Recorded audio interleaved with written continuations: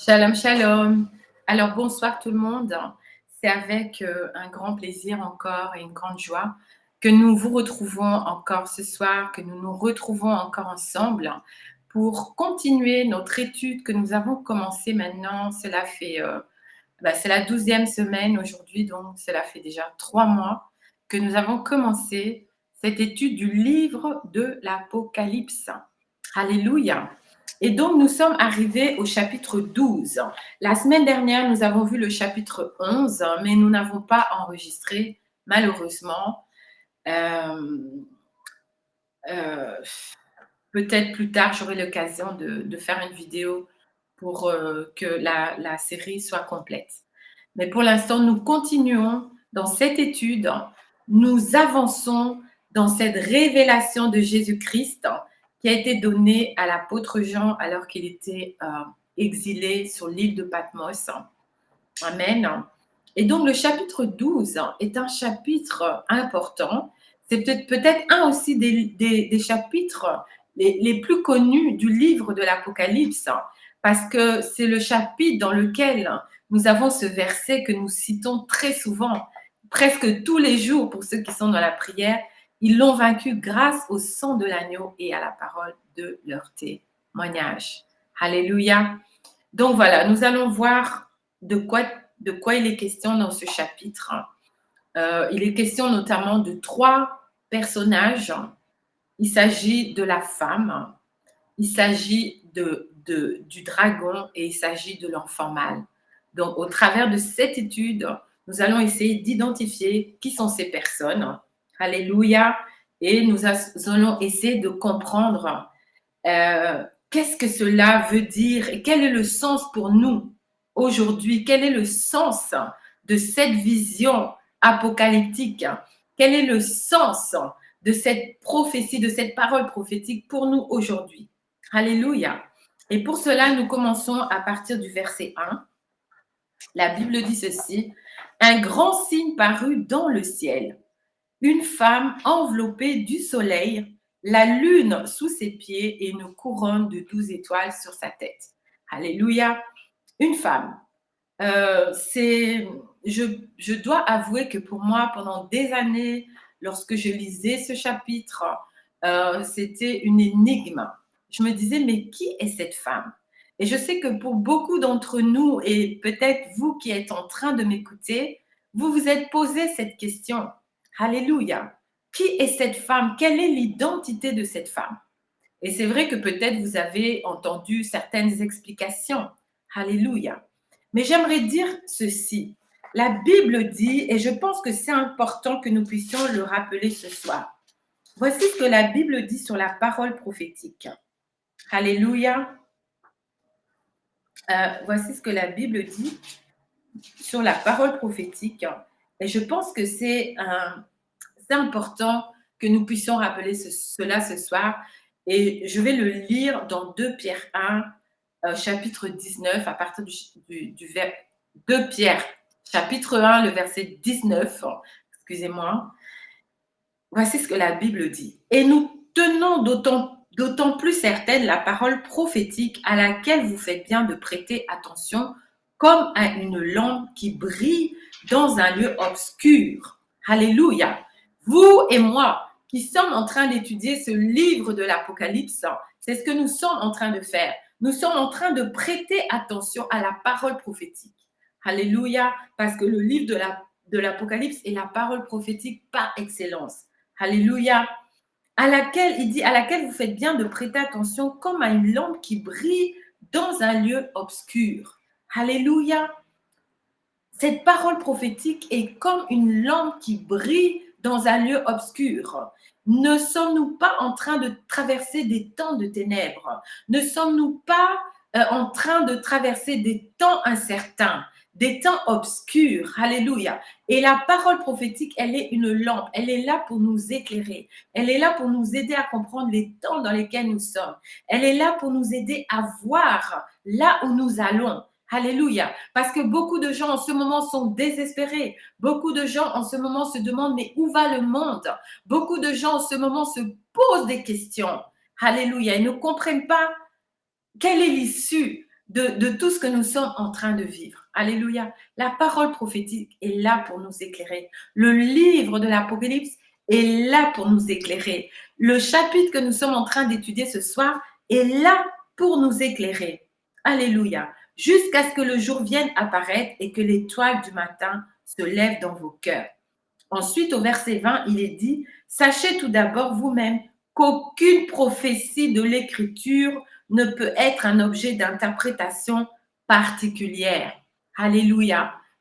Aucune prophétie de l'Écriture ne peut être interprétée de manière particulière.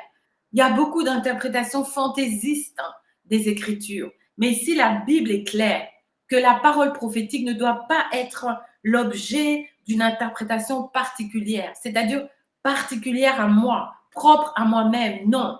Alléluia. Il dit, car ce n'est pas par une volonté d'homme qu'une prophétie a jamais été apportée, mais c'est poussé par le Saint-Esprit que des hommes ont parlé de la part de Dieu. Alléluia. Parce que toutes ces paroles n'ont pas été apportées de manière humaine ou par la volonté de l'homme, mais les hommes qui ont écrit, ils ont été poussés par le Saint-Esprit. Cela veut dire que seul le Saint-Esprit peut nous aider à comprendre la parole prophétique. Seul le Saint-Esprit peut nous aider à interpréter la parole prophétique. Alléluia.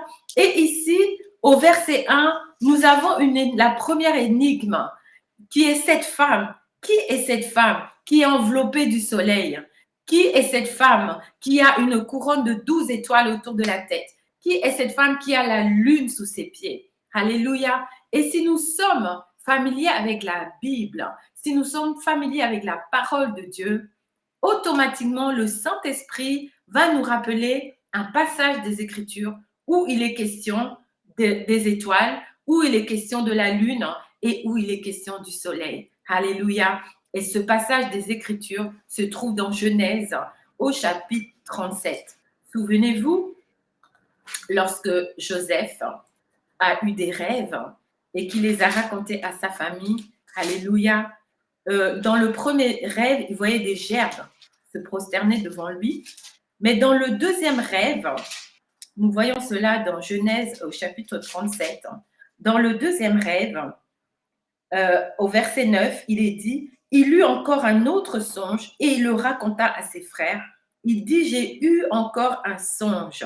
Et voici le soleil, la lune et 11 étoiles se prosternaient devant moi. Alléluia. Qu'est-ce que Joseph voyait? Il voyait son père, il voyait sa mère et il voyait ses frères se prosterner devant lui. Alléluia. Amen. La lune, le soleil et les étoiles représentent la famille d'Israël. Alléluia. La famille de Jacob, la famille d'Israël. Donc, la femme qui est entourée du soleil, la femme qui a la lune sous ses pieds et la femme qui a une couronne de 12 étoiles, c'est la maison d'Israël. Il s'agit d'Israël. Alléluia. Amen. Nous continuons au verset 2. La Bible dit, elle était enceinte et elle criait, étant en travail et dans les douleurs de l'enfantement. Alléluia. La femme était enceinte. La maison d'Israël était enceinte. Elle a porté le Messie dans son sein. Alléluia. Elle était enceinte de la rédemption. Elle était enceinte du Messie. Elle était enceinte du Sauveur. Elle était enceinte de celui qui allait apporter la rédemption à l'humanité. Elle était enceinte du Christ. Alléluia. Et à cause de cette grossesse, elle a souffert les douleurs de l'enfantement. La Bible dit qu'elle criait. Alléluia. Nous savons que la maison d'Israël a vécu, c'est une histoire de persécution, une histoire de rejet, une histoire de vraiment de toujours, on a essayé de faire disparaître cette maison. Alléluia. Nous le voyons dès qu'elle a été quand elle se retrouve en Égypte, nous le voyons à la sortie de l'Égypte, à Malek, nous le voyons dans l'histoire d'Esther, où Aman voulait détruire tous les Juifs. Alléluia. Et pour quelle raison? C'est parce que depuis tout avait commencé dans la Genèse. Lorsque Adam et Ève ont chuté, lorsqu'ils ont désobéi à Dieu. Alléluia. Lorsque Dieu a dit au serpent, Alléluia, qu'est-ce que Dieu avait dit au serpent? Dieu avait dit euh, qu'il allait mettre l'inimitié entre lui et la postérité de la femme. Alléluia. Que la postérité de la femme lui écrasera la tête et que lui blessera le talon à la postérité de la femme. Amen. Donc, c'est la première prophétie messianique dans la Bible. C'est la première prophétie qui parle du Messie. C'est la première prophétie qui annonce le Sauveur. C'est la première prophétie qui annonce celui qui allait détruire la puissance du diable. Alléluia. Et il s'agit de Jésus-Christ. Alléluia. Et donc, le diable, à partir de ce moment-là, il était derrière cette postérité. Il était derrière cette semence de la femme. Alléluia. Et c'est pourquoi nous le voyons essayer de détruire par tous les moyens la descendance. Alléluia. La descendance de la postérité de la femme. Et la première tentative, c'est lorsque, à l'époque de Noé, dans Genèse au chapitre 6, lorsque les anges déchus se sont accouplés avec les filles des hommes. Ça, c'était la première tentative de l'ennemi de corrompre la race humaine afin que ce Messie, afin que le Sauveur ne puisse pas venir, afin que celui qui allait le vaincre ne puisse pas venir dans le monde. Alléluia. Mais Dieu est beaucoup plus intelligent que le diable. Le diable, il se croit intelligent. Mais j'aimerais rappeler à quelqu'un ce soir que Dieu est beaucoup plus intelligent que le diable. Amen. Et Dieu a sauvé Noé. Dieu a préservé la semence. Dieu a préservé la postérité de la femme. Et nous savons que Jésus-Christ est venu après de la descendance de Noé. Alléluia. Amen. Amen. Donc, cette femme, elle est enceinte, elle crie, elle a des douleurs d'enfantement parce qu'elle porte en elle le sauveur de l'humanité. Elle porte en elle celui qui allait porter vos péchés, mes péchés, les péchés de l'humanité tout entière, celui qui allait nous racheter, nous délivrer de la puissance du diable, nous délivrer de la puissance du malin. Alléluia. Et nous ramener dans le plan parfait de Dieu. Alléluia. Nous sauver. Amen.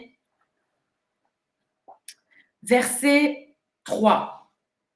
Un autre signe parut encore dans le ciel, et voici, c'était un dragon rouge-feu, ayant sur ses têtes 7 diadèmes. Sa queue entraînait le tiers des étoiles du ciel et les jetait sur la terre.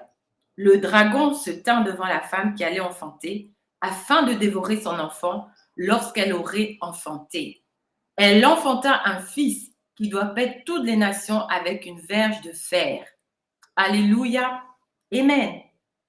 Ici, nous avons le deuxième personnage que nous devons identifier. Il s'agit du dragon. Alléluia. Et en fait, un peu plus loin dans le passage, la Bible dit ceci au verset 9. Il fut précipité le grand dragon, le serpent ancien appelé le diable et Satan. Alléluia. Celui qui séduit toute la terre. Il fut précipité sur la terre et ses anges furent précipités avec lui. Amen. Donc, le dragon, il s'agit bien de Satan, il s'agit du diable, il s'agit du serpent ancien. Alléluia. Et les 7 têtes et les 10 cornes, les 7 couronnes, représentent des nations et des leaders mondiaux sur lesquels Satan va régner à la fin des temps. Alléluia. Nous voyons cela dans Daniel au chapitre 7. Nous voyons la bête qui a 10 cornes. La bête qui a 10 cornes. Nous allons lire cela dans Daniel 7, du verset 7 à 9. La bête qui a 10 cornes. Alléluia. Je vais vous le lire rapidement. Daniel 7, 7 à 9.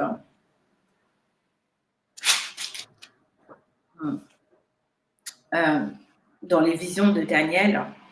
Après cela, je regardais. pendant mes visions nocturnes, et voici, il y avait un quatrième animal terrible, épouvantable et extraordinairement fort. Les animaux représentent des royaumes, représentent des empires. Alléluia. Et terrible, il y avait un quatrième animal terrible, épouvantable et extraordinairement fort. Il avait de grands dents de fer, il mangeait, brisait et il foulait aux pieds ce qui restait. Il était différent de tous les animaux précédents et il avait 10 cornes. Alléluia. Je considérais les cornes et voici une autre petite corne sortie du milieu d'elle et 3 des premières cornes furent arrachées devant cette corne. Et voici, elle avait des yeux comme des yeux d'homme et une bouche qui parlait avec arrogance. Alléluia. Ici, il s'agit du dernier royaume qui sera sur la terre avant le retour de Christ. Et nous voyons cela également dans Daniel chapitre 2, lorsque Daniel explique la vision du roi Nebuchadnezzar, lorsqu'il a vu une énorme statue. Alléluia. Nous voyons que les pieds de la statue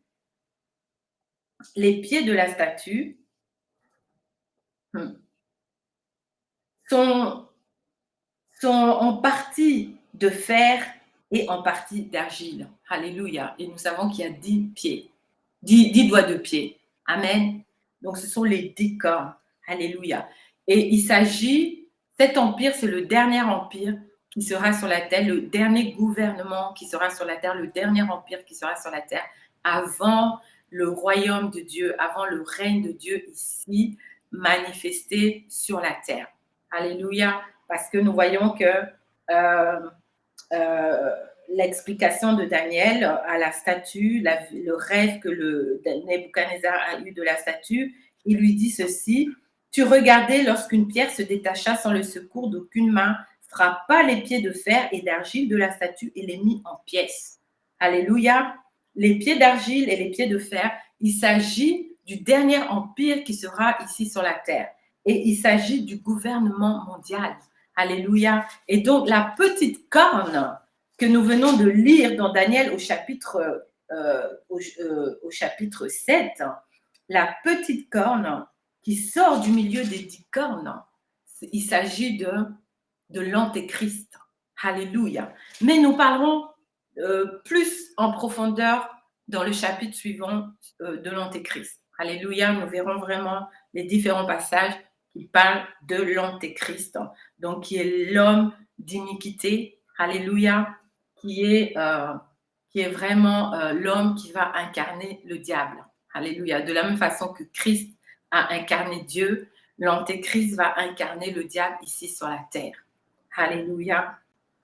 Donc, nous revenons dans notre chapitre 12, au verset 4, versets 3 et 4, je relis. Un autre signe parut encore dans le ciel, et voici, c'était un grand dragon rouge-feu, ayant 7 têtes et 10 cornes, et sur ses têtes 7 diadèmes.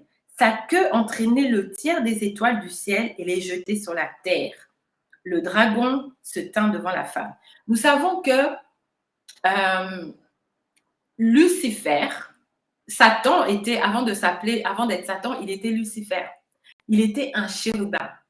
Il était devant Dieu. La Bible nous le décrit comme étant le plus beau de tous les chérubins dans Ézéchiel au chapitre 28. On en parle également dans Ésaïe au chapitre 14. Et la Bible nous montre qu'à un moment, il a voulu être élevé au-dessus de Dieu. Et c'est à ce moment-là, Dieu a trouvé de l'orgueil et Dieu l'a précipité sur la terre. Alléluia. Et ici, la Bible nous montre que lorsqu'il a été précipité, il n'est pas parti seul, mais il a entraîné avec lui un tiers des étoiles, c'est-à-dire un tiers des anges. Alléluia. Et c'est ce qu'on appelle aujourd'hui les anges déchus, les mauvais esprits, les démons. Alléluia. Donc, les mauvais esprits, les démons que nous trouvons ici sur la terre font partie des anges qui ont été entraînés dans la chute de Satan, dans la chute du diable, qui était alors à ce moment-là Lucifer. Amen. Et nous voyons plus en profondeur sa chute dans le livre d'Ésaïe au chapitre 14 et Ézéchiel au chapitre 28. Vous pourrez aller vous-même méditer sur ces choses-là. Alléluia. Donc, nous continuons. Il est dit, le dragon se tint devant la femme qui allait enfanter afin de dévorer son enfant lorsqu'elle aurait enfanté. Alléluia. Nous savons que l'enfant là, c'est le Messie. Alléluia. Parce qu'Israël portait en elle le Messie. Amen. Et l'enfant, le dragon, il se tint devant la femme pour dévorer l'enfant. Alléluia. Et nous savons très bien, nous le voyons dans Matthieu au chapitre 2, nous voyons comment à la naissance de Jésus, Hérode a donné l'ordre de tuer tous les enfants en dessous de 12 ans. Alléluia. Amen. Donc, dès sa naissance, le diable a voulu le tuer, le diable a voulu le faire disparaître de la terre parce que c'était le sauveur de l'humanité. Et ce n'était pas de la volonté du diable que c'était non seulement le sauveur de l'humanité, le sauveur de vous, de moi, des hommes. Alléluia. Mais c'est aussi celui qui allait le vaincre à la croix. Alléluia. La Bible nous dit qu'à la croix, il a dépouillé les dominations, il a dépouillé les autorités, il les a livrées publiquement en spectacle. La Bible nous dit qu'il a dépouillé Satan de toute autorité. La Bible nous dit aussi qu'il a pris les clés de la mort. Alléluia. Donc, il a dépouillé totalement Satan. Alléluia. Et Satan savait il savait que le temps était arrivé pour la postérité de la femme de se manifester. Donc, il fallait détruire tous les jeunes enfants. Et donc, il a utilisé Hérode. Alléluia. Vous savez que souvent, le diable utilise les dirigeants qui ne sont pas, qui ne craignent pas Dieu, qui ne sont pas soumis à Dieu. Ils sont la cible du diable. Alléluia. Parce que pour que le diable puisse agir ici sur la terre, il doit utiliser des hommes. C'est la même chose que Dieu. Pour que Dieu agisse ici sur la terre, il doit trouver des hommes disposés, des hommes prêts à le servir, des hommes dont le cœur est tourné vers lui. Le diable, c'est la même chose. Pour pouvoir agir ici sur la terre, il doit utiliser des hommes. Alléluia.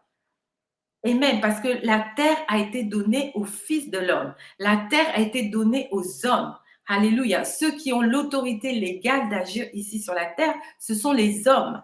Même Dieu ne peut pas passer au-delà de sa parole. C'est pourquoi même quand il a fallu sauver l'humanité, il est venu au travers d'un homme. Il a donné un corps au Fils. Alléluia. Et lui-même, il était dans le Fils en train de réconcilier le monde avec lui-même. Mais il lui fallait le corps d'un homme. Alléluia. Le diable, de la même manière, pour agir ici sur la terre, il a besoin des hommes, il a besoin du corps d'un homme. Alléluia. Pour accomplir ses buts et ses desseins. Donc, Hérode était un instrument dans les mains du diable pour accomplir le plan du diable. Mais le plan de Dieu était au-dessus. Le plan de Dieu a vaincu. Le plan de Dieu a remporté. Alléluia. Et j'aimerais rappeler à quelqu'un ce soir que si nous sommes ici, alléluia, si vous qui m'écoutez, vous êtes sauvés, c'est parce que Dieu a gagné la bataille dans votre vie. Alléluia. Avant même la fondation du monde, la Bible dit qu'il nous connaissait, qu'il nous avait choisis. La Bible dit également que l'agneau avait été immolé avant la fondation du monde. Rien ne peut arrêter le plan de Dieu. Rien ne peut stopper le plan de Dieu pour la vie de quelqu'un. Rien ne peut arrêter ce que Dieu a décidé pour votre vie. Le diable va essayer, il va essayer de vous faire échouer, il va essayer de vous amener de son côté, il va essayer d'empêcher le plan de Dieu de s'accomplir dans votre vie. Mais je voudrais rappeler à quelqu'un ce soir que c'est le plan de Dieu qui va finir par s'accomplir, non seulement dans vos vies, non seulement dans nos vies, mais pour l'humanité, dans le monde dans lequel nous nous trouvons. Alléluia. Peut-être que pour un temps, nous aurons l'impression que c'est le diable qui est en train de gagner. Mais j'aimerais dire à quelqu'un ce soir que le diable ne peut pas remporter la victoire. Le diable ne peut pas remporter la bataille finale. Dieu se lèvera toujours le dernier. Alléluia. Comme Job avait dit, je sais que mon Rédempteur est vivant et qu'il se lèvera le dernier. Alléluia. Même si le monde passe par des temps difficiles, même si nous passons par des temps difficiles, même si nous nous demandons, mais comment est-ce que l'année 2022 va se passer? Comment est-ce que les années à venir se présentent? J'aimerais dire à quelqu'un que Dieu a un plan. Et j'aimerais dire à quelqu'un que le plan de Dieu va triompher du plan du diable. Alléluia. Et c'est ce qui s'est passé avec Jésus. Amen. Au verset 5, nous continuons. La Bible dit, elle enfanta un fils qui doit paître toutes les nations avec une verge de fer. Et son enfant fut enlevé vers Dieu et vers son trône. Qui est celui qui doit paître les nations avec une verge de fer? Il s'agit du Messie, il s'agit du Christ, il s'agit de Jésus, il s'agit du Fils de Dieu. Amen. Et son enfant fut enlevé vers Dieu et vers son trône. Nous voyons cela, Jésus, après sa résurrection. Alléluia. La Bible nous dit qu'il est apparu pendant 40 jours et 40 nuits aux disciples, à ses apôtres, qui les a enseignés les choses concernant le royaume. Il leur a aussi parlé des temps de la fin, il leur a parlé de toutes ces choses. Et la Bible nous dit qu'un jour, alors qu'il était en train de leur donner ces dernières instructions, en leur demandant de rester à Jérusalem, de ne pas bouger et d'attendre d'être vêtus de la puissance d'en haut avant d'aller prêcher l'évangile. Alléluia. La Bible nous dit, alors qu'il était en train de parler, tout à coup, il a été enlevé devant leurs yeux. Alléluia. Et ils se sont mis à regarder le ciel. Et alors qu'ils regardaient le ciel, deux anges leur sont apparus et leur ont dit, mais ce même Jésus que vous avez vu partir, il reviendra de la même manière. Alléluia. Donc, le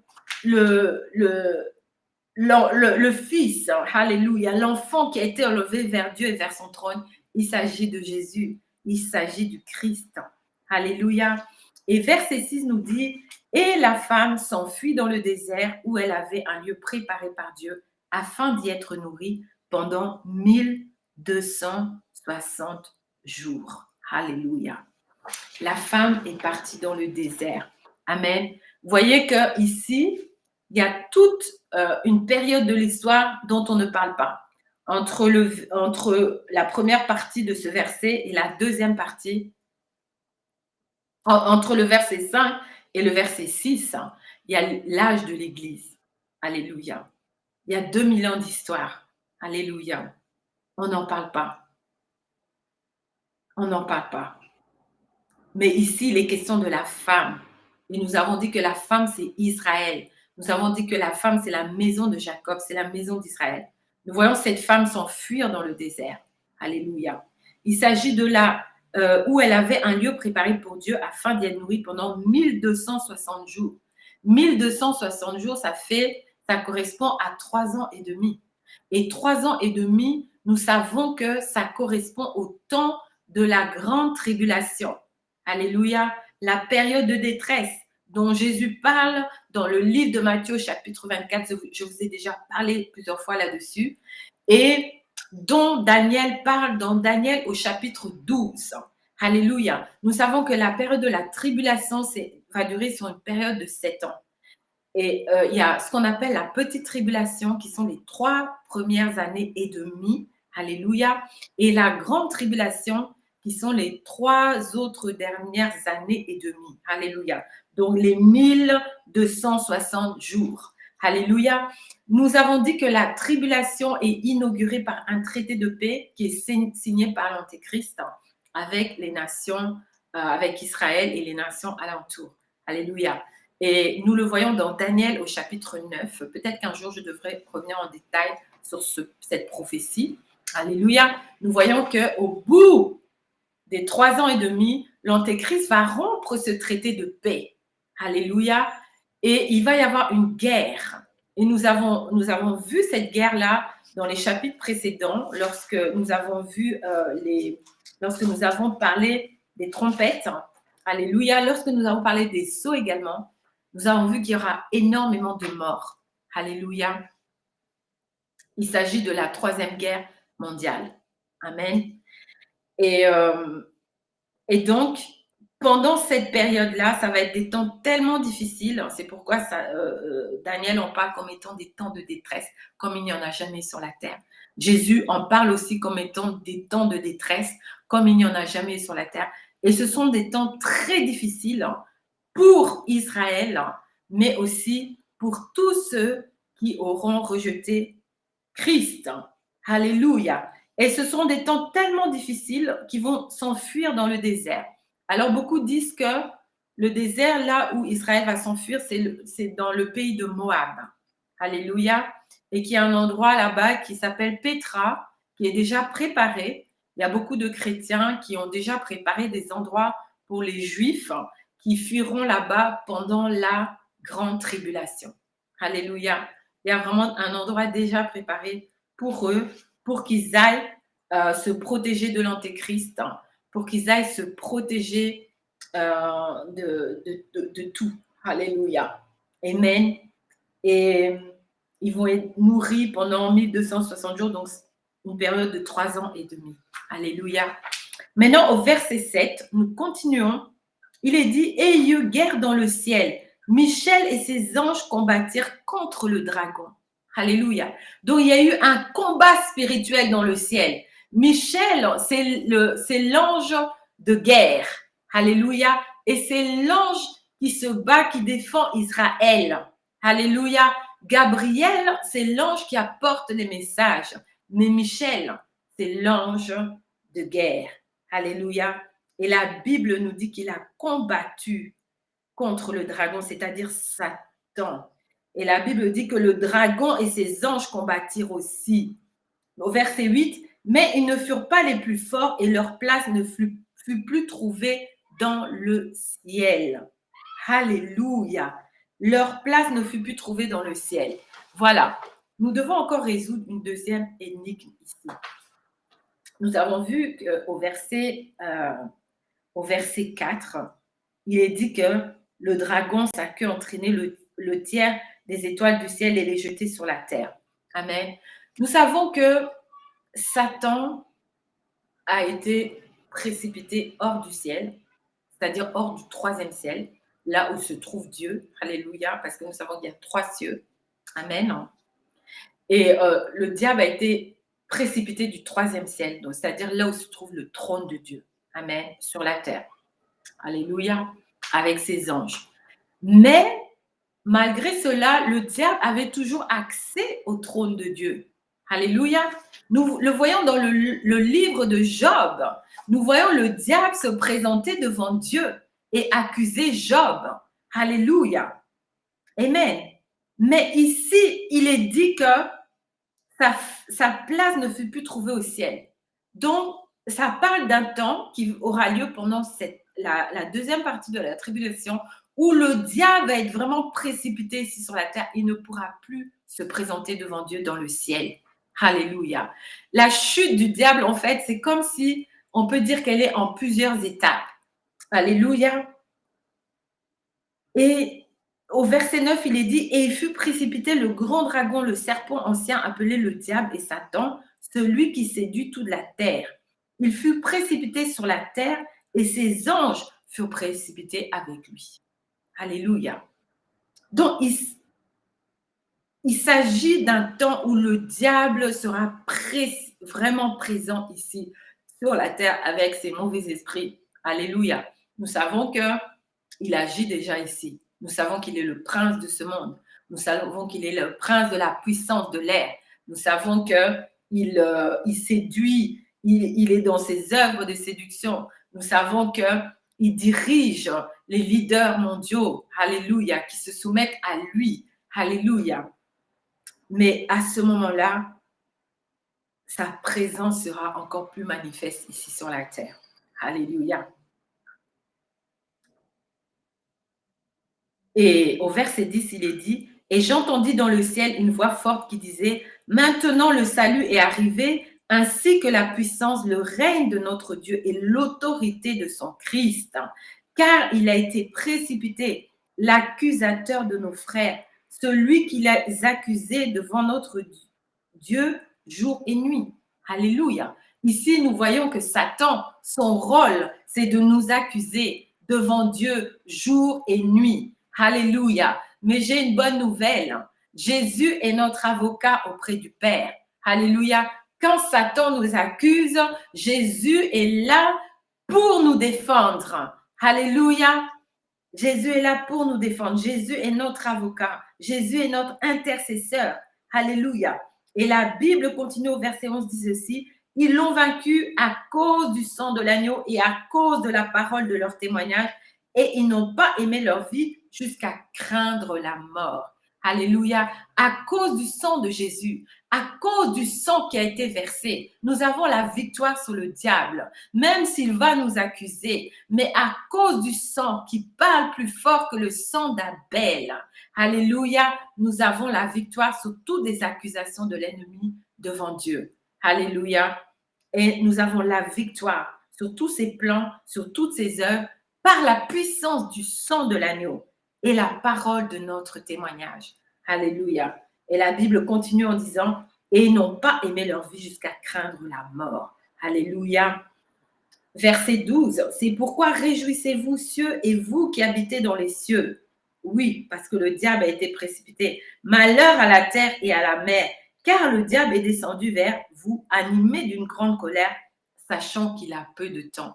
Alléluia. Évidemment, le peu de temps là, il s'agit des 1260 jours, donc des 3 ans et demi de la tribulation. Peu de jours, pourquoi? Parce qu'à la fin de ces 3 ans et demi, la Bible nous montre dans Apocalypse au chapitre 20 que le diable va être lié pour 1000 ans. Donc pendant 1000 ans, le diable ne pourra plus agir ici sur la terre. Alléluia. À la fin des 1000 ans, il va être relâché, mais il va être relâché pour un peu de temps. Il y aura une dernière bataille. Alléluia. Et ce sera maintenant pour finalement être lié et être jeté dans l'endroit qui lui a été préparé, qui est l'étang de feu, qui est l'enfer. Alléluia, j'aimerais rappeler à quelqu'un que l'enfer n'a pas été préparé pour les hommes, mais l'enfer a été préparé pour le diable et son armée, ses acolytes, ses serviteurs. Alléluia.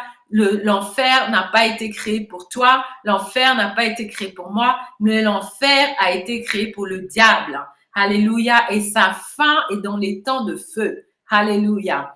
Donc, c'est pourquoi la Bible dit qu'il est animé d'une grande colère parce qu'il sait que, alléluia, que son temps est court. Et c'est pour ça qu'il va tout faire pour amener avec lui le plus grand nombre. Amen. Pendant ces derniers temps de la tribulation. Alléluia. Verset 13, il dit: quand le dragon vit qu'il avait été précipité sur la terre, il poursuivit la femme qui avait enfanté le fils. Donc, il continue à poursuivre Israël. Alléluia. Et les 2 ailes du grand aigle furent données à la femme afin qu'elle s'envole au désert vers son lieu où elle est nourrie un temps des temps et la moitié des temps loin de la face du serpent. Alléluia. Donc Dieu va aider la femme, alléluia, à aller dans cet endroit qui a été préparé par lui pour qu'elle y soit protégée pendant, la Bible nous dit, un temps, des temps et la moitié d'un temps, c'est-à-dire pendant 3 ans et demi. Alléluia. Les 1260 jours. Alléluia. Verset 15. Et de sa gueule, le serpent lança de l'eau comme un fleuve derrière la femme afin de l'entraîner par le fleuve. Mais la terre secourut la femme. Elle ouvrit sa bouche et engloutit le fleuve que le dragon avait lancé de sa gueule. Et le dragon fut irrité contre la femme et il s'en alla faire la guerre au reste de sa postérité, à ceux qui gardent les commandements de Dieu et qui retiennent le témoignage de Jésus. Et il se tint sur le sable de la mer. Donc nous voyons comment le diable va poursuivre Israël, comment le diable va poursuivre les croyants, comment le diable va poursuivre ceux qui gardent les commandements et qui gardent le témoignage de Jésus. Dans ces temps de tribulation, ce seront des temps très difficiles pour non seulement Israël, mais aussi pour les croyants. Alléluia. Mais à l'issue de ces 3 ans et demi, le diable va être lié lorsque Jésus apparaîtra. Alléluia. Le diable sera lié pour 1000 ans. Alléluia. Et Jésus viendra établir un règne de justice ici sur la terre, un règne de paix, un règne où il n'y aura plus de diable. Alléluia. Un règne où la paix et la justice vont régner. Alléluia. Où le royaume de Dieu sera établi ici sur la terre. Alléluia. Ce sont les justes qui vont régner. Il n'y aura plus de place pour les leaders iniques, hein, les adorateurs de Satan. Tout cela, Dieu se sera débarrassé de tous ces gens-là. Alléluia. Amen. C'est l'avenir de notre monde. C'est l'avenir de ce monde. Amen. L'iniquité, Dieu mettra un terme à l'iniquité. Dieu va mettre un terme, alléluia, à tous ces adorateurs de Satan. Dieu va mettre un terme à la méchanceté, à l'iniquité ici sur la terre. Alléluia. Donc, si vous voyez que les choses vont mal, c'est parce que Dieu permet que les choses arrivent à leur paroxysme pour que maintenant il agisse et qu'il mette un terme à tout ça. Alléluia. Nous le voyons, c'est de cette manière que Dieu agit. Si nous sommes des étudiants de la Bible, nous voyons comment Dieu agit de cette manière. Alléluia. Shalom. J'espère que vous avez été bénis par cette étude du livre, du chapitre 12 du livre de l'Apocalypse. Et j'espère que vous avez une meilleure compréhension. Maintenant, j'espère que lorsque vous allez lire ce chapitre, vous saurez clairement de qui il s'agit. Que lorsque nous parlons de la femme, nous savons bien qu'il s'agit d'Israël. De l'enfant, nous savons qu'il s'agit de Christ. Et le dragon, nous savons qu'il s'agit du diable, de Satan, le serpent ancien. Alléluia. Voilà, voilà.